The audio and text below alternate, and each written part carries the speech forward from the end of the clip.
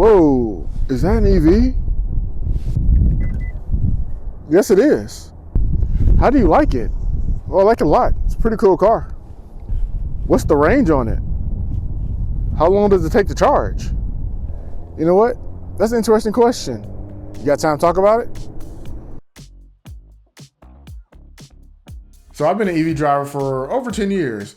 I started this journey with the Chevy Volt, which was the gas and plug-in electric hybrid.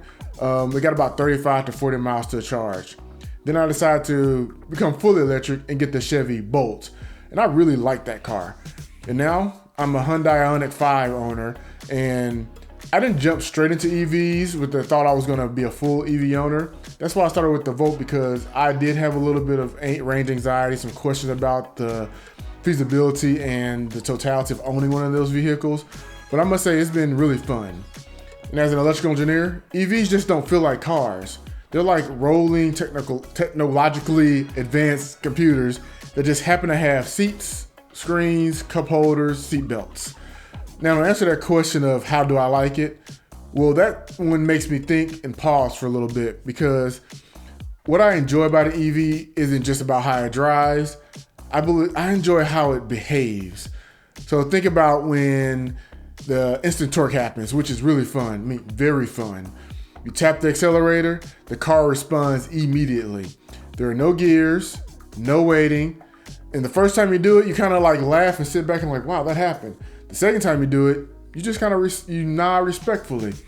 Now, third time and afterwards, you kind of start realizing your tires are going to be living a much shorter and harder life. Because here's the part that most people forget to mention, and I actually found out the hard way. It's like EVs are on a quarter-mile drag race. Instant torque is amazing, but absolutely brutal on tires. Because the EVs just don't ease into the power. Well, they can if you want them to, but that's not what you want to do sometimes. You just want to just drive it. That means the traction systems are always working. And if you really enjoy spirited driving, congratulations. You just turned your tires into a reoccurring operating expense, like a subscription service. But the physics will always collect. Then comes the beautiful range question. Well, how far can it go? And that's a fair question, because that's how we always measure vehicles. But my engineer answer, range matters, but understanding energy matters more. In the standard internal combustion engine vehicle, the energy is kind of abstract. You fill up a tank, the gauge moves. As long as the car keeps going, nobody asks me any follow-up questions. Somewhere under the hood, controlled explosions happen, and we all just accept that. Okay, we may be not that simple, but you get the point. EVs, they don't let you be that casual. They show you exactly how much energy you're using, when you're going to be efficient, when you're not being efficient. When you drive aggressively, the car politely lets you know that you made a choice.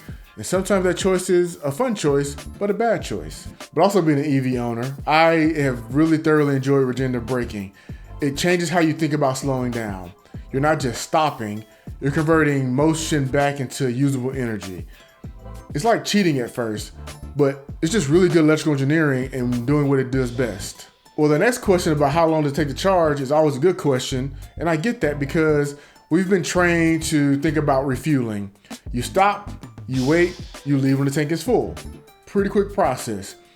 But here's my very honest answer about being an EV owner, and a very engineering answer. Well, it just depends. Well, I know it's not really satisfying and maybe not the best answer, but it's also the right one. Because charging, it isn't just one thing, it's a whole ecosystem. Most of the times, EVs sit on level 2 charging. Those are the ones you find at home, your workplace, hotels, parking garages, typically places where your vehicle sits for hours. You plug in, you walk away, go to sleep, go to work, live your life, and the car is ready when you come back. Level 2 charging isn't flashy. It's really not trying to impress anyone. It's just steady and predictable and very easy on the battery. And from an engineering standpoint, level 2 is boring in the best way possible. And that's exactly why it works. If level 2 charging were a personality, it would be calm, organized, and really good at planning ahead. And then we move to the wild child. Well, it's not really a wild child, but it's level 3 charging. We know that as DC fast charging, And like I said, it gets a little dramatic here. This is where you typically use it for road trips. This is the I need the energy right now option. You plug in, power ramps up quickly, and you can literally watch the battery percentage climb. And when it's working well. It feels amazing. But this is also where expectations and reality sometimes drift further apart. So fast charging, it isn't about getting to 100%. It's about adding enough energy to keep you moving. Batteries charge quickly when they're low and slow down as they fill up. That's not inefficiency, that's chemistry protecting itself. When you hear that statement, EV charging can be done under 20 minutes. Well, what that really means is under the right conditions, or the ideal conditions, on the right charger, that means from somewhere low to somewhere in the middle, you'll get the charge you need. And honestly, that's really fine. Because once you understand that fast charging is about strategy, it's not about topping off, it makes the whole experience more enjoyable and it makes more sense. You're dealing with high power electrical equipment, grid capacity, demand thinking, thermal limits, software coordination, and infrastructure that has to work for thousands of vehicles and not just yours. Some charging stations feel seamless. Plug in, authenticate it, walk away, and come back when you're ready to go. Others feel like a group project where everyone has a different idea and yet nobody talks to each other. And I think we all know what that feels like. But that's not really unique to EVs. That's just what early infrastructure looks like. Another thing that most people don't realize, EVs are more software defined. In a traditional car, software supports the machine. However, in an EV, software is the machine. Motor control, battery management, thermal regulation, charging behavior, torque delivery, all of the software making decisions in real time. That's why EVs can improve after you buy them. Efficiency tweaks, charging optimizations, even changes on how the car feels or drives. It's always interesting to know your car has a software update, what downloads when you're driving or at home, and it's ready for you when you wake up. Honestly, as a techie, it's pretty nice to have your car do software updates, but also concerning if it decides it wants to brick one day. As a longtime owner and driver of EVs, the experiences you have are just interesting and fun and exciting. One of them is they're quiet, which completely changes how you experience movement. You notice the wind, the road texture, the subtle changes in speed, and sometimes you can even notice how calm it feels when you drive. Preconditioning also means the car is comfortable when you get in. It's great to be able to warm your car up or cool it off, and it's ready to go before you drive off. Also, letting the battery be preconditioned for charge as well. And that's not really a luxury feature, that's more of a system awareness feature.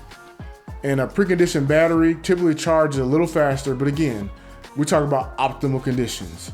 And then there's this really interesting feature that I have tried a few times, which is called bidirectional power or vehicle to load. The idea is that your car, your EV, can power your tools, your equipment, and even parts of your home when power goes out and provide as like a battery backup to your house. It becomes part of the energy ecosystem. As someone who thinks in systems and is a techie, it's incredibly compelling and just, cool. I know I make EVs sound like they are just the perfect thing and there are no problems, but no technology is perfect. And as a techie, I can admit that. Charging takes planning. Cold weather affects performance and the overall range. And the range awareness is something you learn to appreciate a little bit more over time. And these are real trade-offs. But every major technology goes through this glow-up phase. What excites me about EVs is that they won't replace combustion vehicles overnight. It's that they represent a different way of thinking about movement. One that's electrical, software-driven, and full of fun technologies. So the shift is very interesting whether you drive an EV or not. So when somebody asks me again, whoa, is that an EV? How do you like it? What's the range on it? How long does it take to charge? So my real answer to these questions are, it lets me experience a major technology shift firsthand.